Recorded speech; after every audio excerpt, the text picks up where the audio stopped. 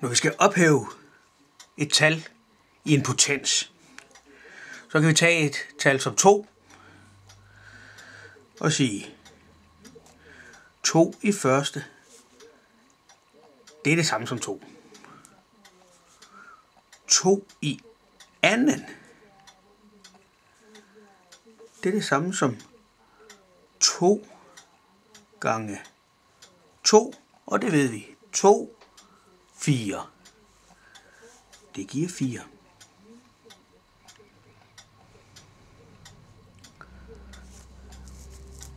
Så 2 i tredje, det er det samme som 2 gange 2 gange 2. Så siger vi 2 gange 2 er 4. Og 4 gange 2, det er 8. Det er ligesom hvis vi siger 4 plus 4, og det giver 8.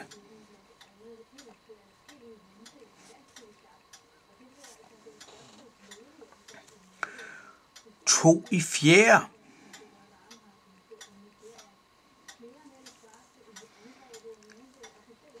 det er 2 gange 2 gange 2. Det bliver så gange 2 i fjerde. Potensen det er i fjerde, så det er 2 gange 2 gange 2 gange 2, 4 gange. Så der tager vi så 2 gange 2 giver 4. 4 gange 2 giver 8. 8 gange 2 giver 16. Så det er ligesom hvis vi siger 8 plus 8, det er lige med 16. Så tager vi 2 i femte.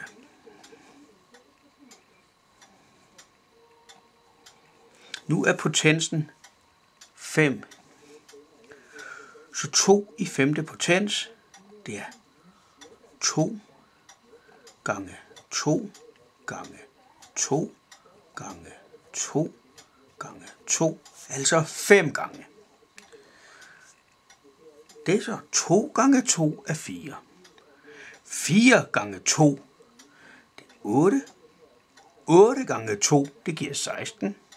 16 gange 2, det er 32. Det er ligesom hvis vi siger 16 plus 16 er 32.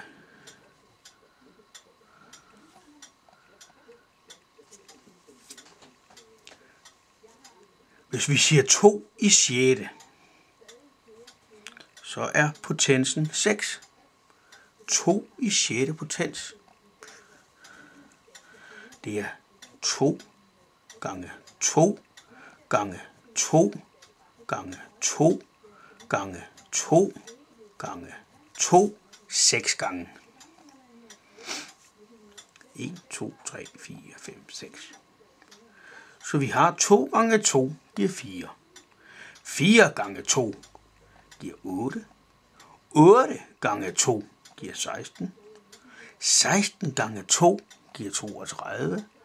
32 gange 2, det giver 64. Så det er det samme som at sige 32 plus 32, det er lige med 64.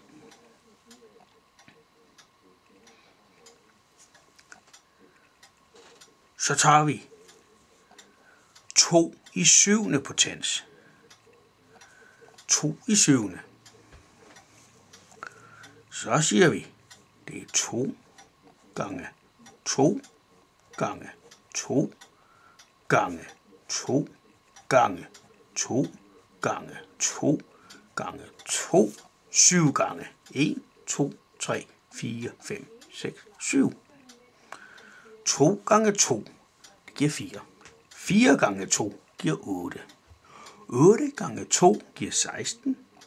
16 gange 2, det giver 32. 32 gange 2 giver 64.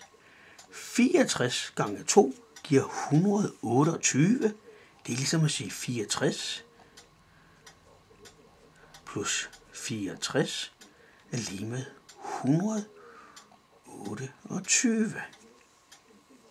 De tal her genkender I fra et af jeres spil på iPad'en. I har toerne, der kommer først, som I lægger sammen, og så kommer 4'erne. Så lægger I dem sammen, så kommer 8'erne. Så lægger I dem sammen, så kommer 16. Så lægger I dem sammen og får 32. Så lægger I dem sammen og får 64. Og I lægger dem sammen og får 128. Nu skal I gå ind i klassen og finde